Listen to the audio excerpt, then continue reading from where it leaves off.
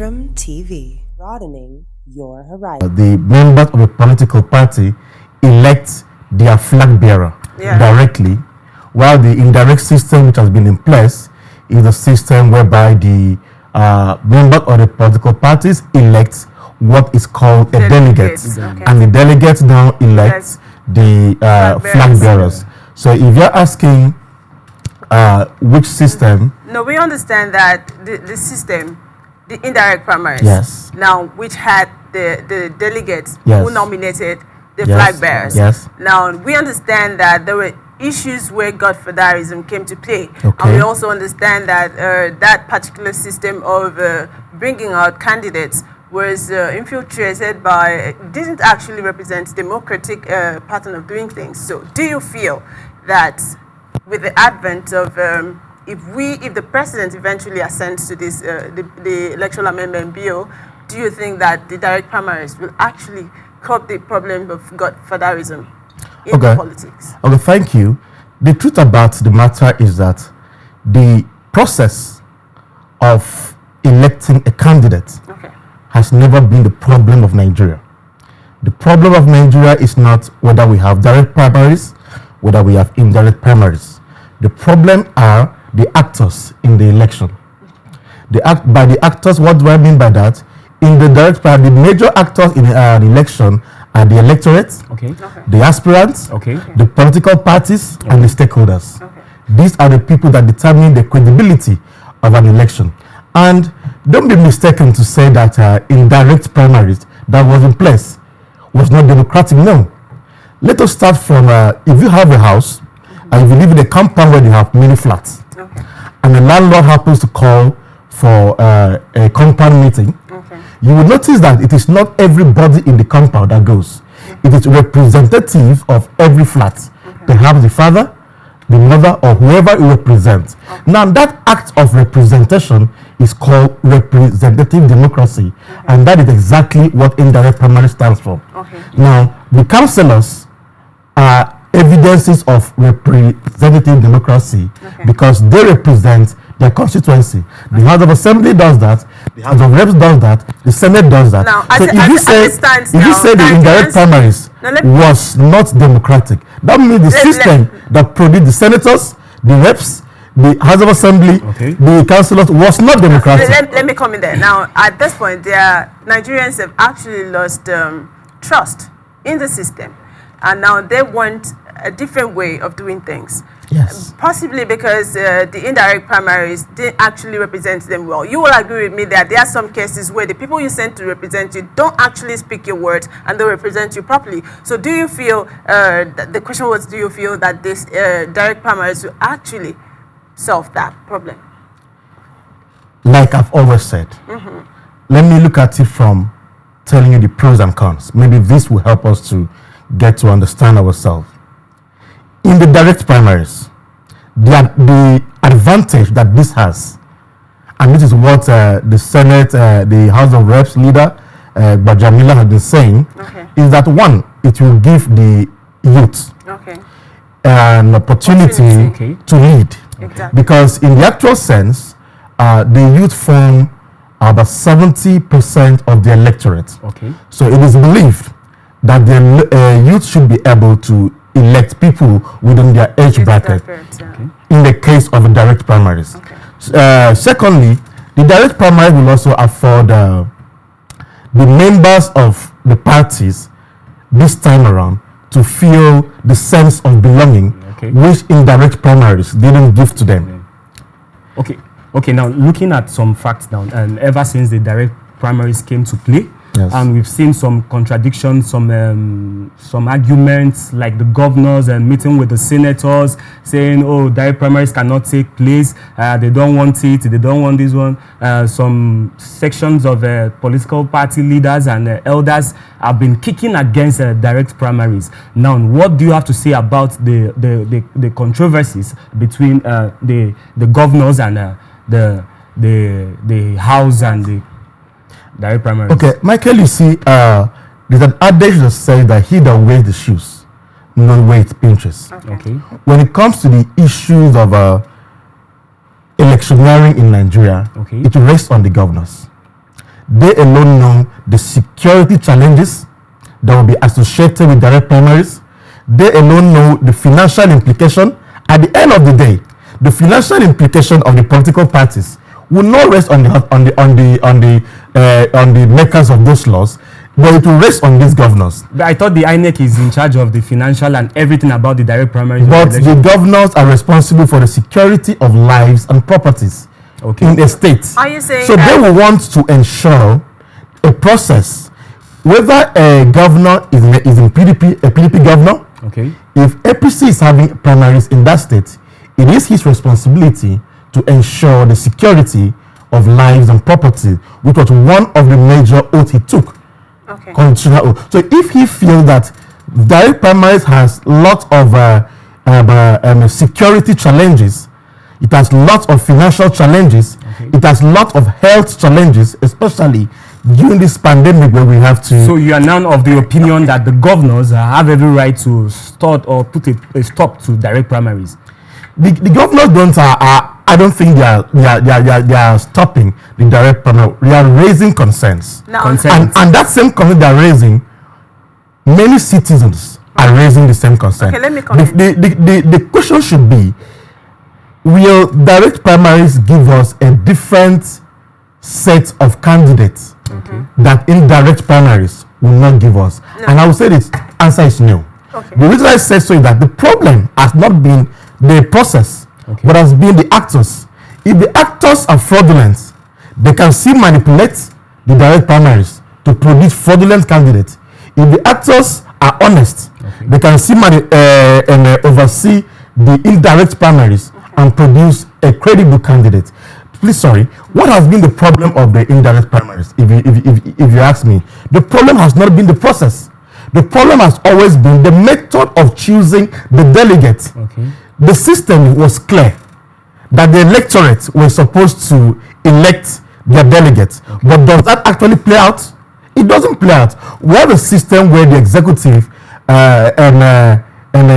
writes the list of mostly their appointees as delegates. What they call statutory delegate. And when you do that, you have already tilted the voting towards the direction of the executive. But if the right thing is done, there is nothing wrong with indirect primaries. The same thing will happen, sister. Please don't come in. The same thing will happen in indirect primaries. The major tool of the indirect primaries is the voters register. The major tool of the indirect primaries is the voter register. And in a system like Nigeria, where we have defections, counter defections, cross-carpeting,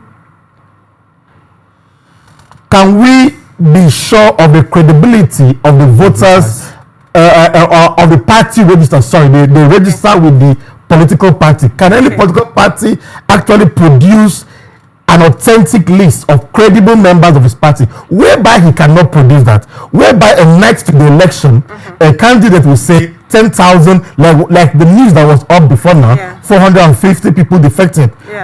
Before the election, a candidate will bring up a situation by 10,000 electorates. But there are names to that, but let me take you on that. Okay, taking you back to what you said about governors knowing the security challenges. Now, these elections have been budgeted. And there are stipulations that it will cost 500 billion naira to run direct primaries in Nigeria. I think that cuts across the security issues among states. So would you still say that governors are in charge in terms of knowing the funding to take out security issues? There has never been a time where the overall security architecture of the state rests on the federal government. The budget you are talking about is the federal budget. Yeah, it is.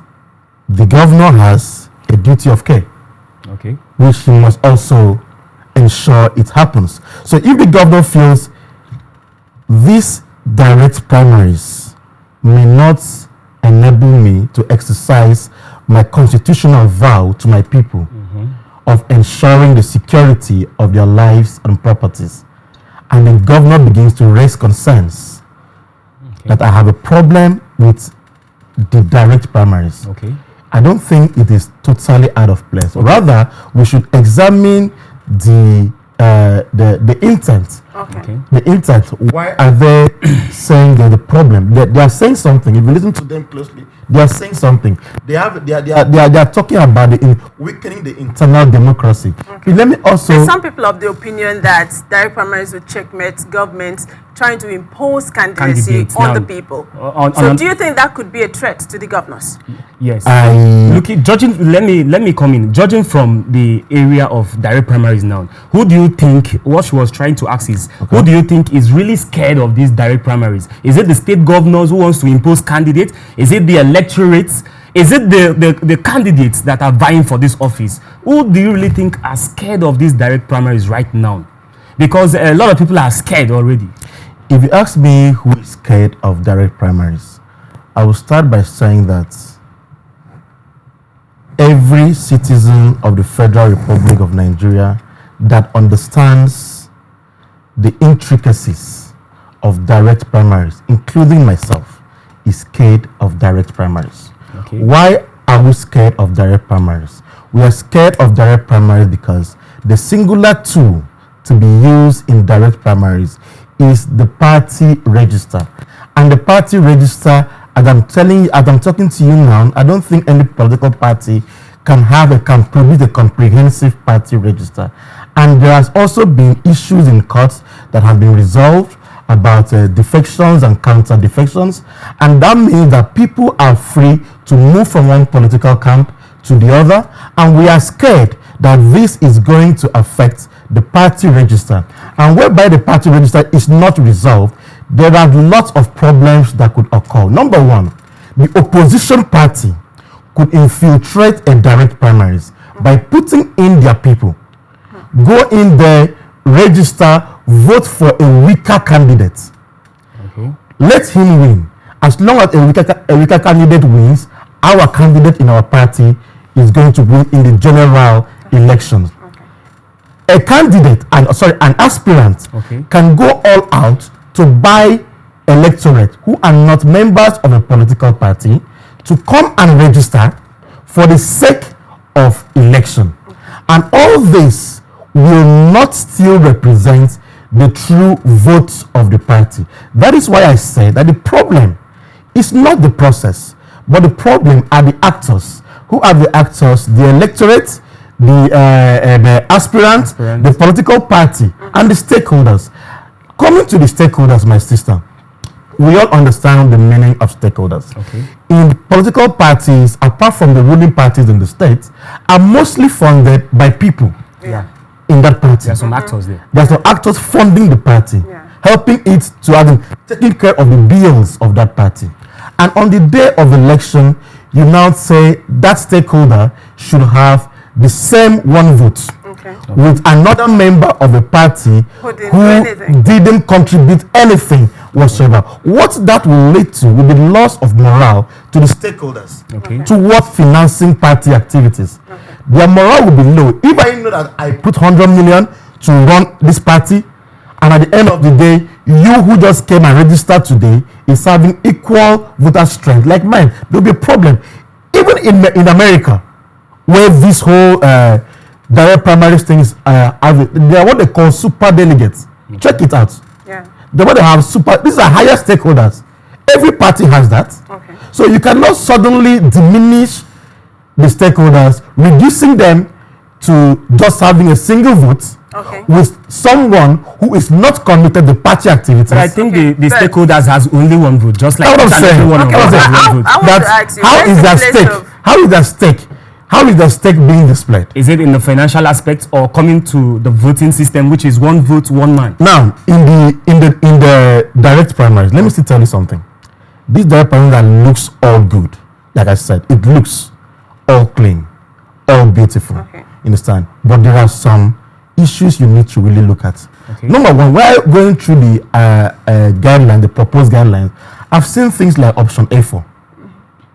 I think like option A4 where they have to file behind. Does option A4 in the 21st century guarantee the confidentiality of the votes of the electorate? Don't you feel that a stakeholder can stand and be looking at his people in the respective and say they will not vote and they will not be bold enough to file behind where they would have loved to file behind. Okay. The secret ballot system ensured that voters could express their vote secretly without you knowing what they voted. But now you putting people behind to file on a queue, we see the merits, the credibility of the process. Because all what we are saying now is which process will reflect the true votes of Nigerians. I think now let's look at it this way. Okay. You said filing behind could make a candidate who supposedly wanted to vote for this one. Yes. Electorate. Yeah. Now let's see. I'm contesting for an election. Yes. Now I want you to support me. Yeah. Why do you need to hide that you will support me? Remember, during the period of consultation, okay, these people are all within the same political party. Okay. During the period of consultation, you were not the only one who consulted me. Okay. Every other person consulted me, with different promises. Okay. But the right to make decision rests on me.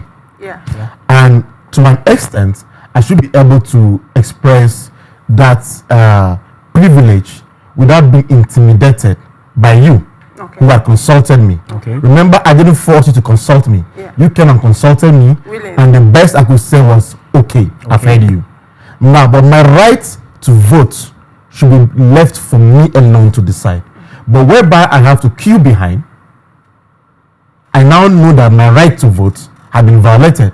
So I now begin to queue behind the person who consulted me, not the person whom I feel is better.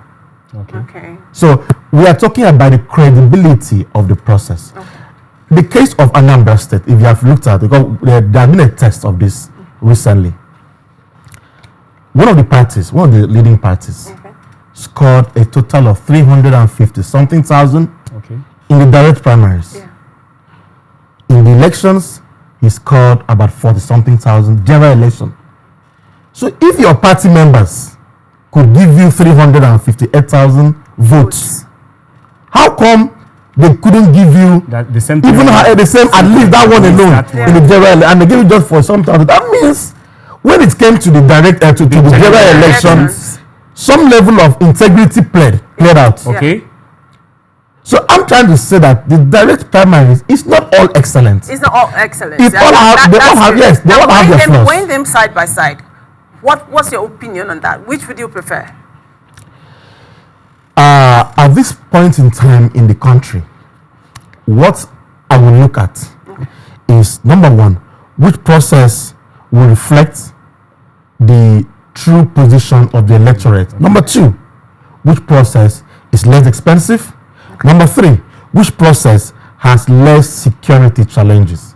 So if you ask me as a person, I will tell you, when it comes to credibility, that both processes, if handled properly, direct or indirect, both of them have the tendency of producing the minds of the party members. Both of them have it. When it comes to costs, direct primaries is way up there, 10 times more expensive. Why is it expensive? Because you are conducting almost an election 2 times. Okay. Everything you have to do in a general, that's why I'm saying what I make vote, they will come and defend it. Yeah, that's what they will defend. They'll be defending what looks like a general election. Because in the real sense of it, all the logistic expenses in a general election plays out. But is it in the place of the INEC to conduct the direct primaries? Why didn't leave it to the political parties to handle the direct primaries by themselves? If you wanted to leave it for the parties, then you should have left everything for the parties. Like you should have allowed the party to choose their method of election. But you believe you want to take care of the citizens. You want to ensure that the right of your citizen count. So you impose a system on the primary. So that is still the reason they have said that they don't still believe the parties can ensure credibility, because they know that both of them have flaws. So they don't brought in INEC to ensure credibility. So it was the issue of credibility that made them to bring in INEC. But the truth is, will it be credible? It depends on the actors. Actors. So if you ask me, which of them do I stand for? Like I was saying, security-wise, direct primaries has more security challenges. financial-wise, direct primaries have more financial implications, and health-wise, in terms of gathering people during this pandemic, direct primaries have more tendency of an epidemic outbreak. And which one is more credible? Both of them. So looking at that, if you leave it for me, I will toe the part of my political party, the People Democratic Party, which says that the indirect system should be kept in place. Should be kept in place. The indirect system should be kept in place. At this point, we call it a wrap here on this particular edition of Political Spectrum. But we'll come back on this same issue because there's more to direct primaries than what we've been able to exhaust today. Join us again next week for a more insightful edition. Meanwhile, thank you very much for being a part of the show. Thank you. I hope when we look forward to having you again. So I would always love to come. I love the studio. So beautiful. Oh, thank you very much. I give it up for SpectrumTv. Thank you very much. My name has been Otobasi Tom. And I'm Michael Akban. We'll see you again tomorrow by 11 a.m. Stay tuned for more. Thank you. Thank you.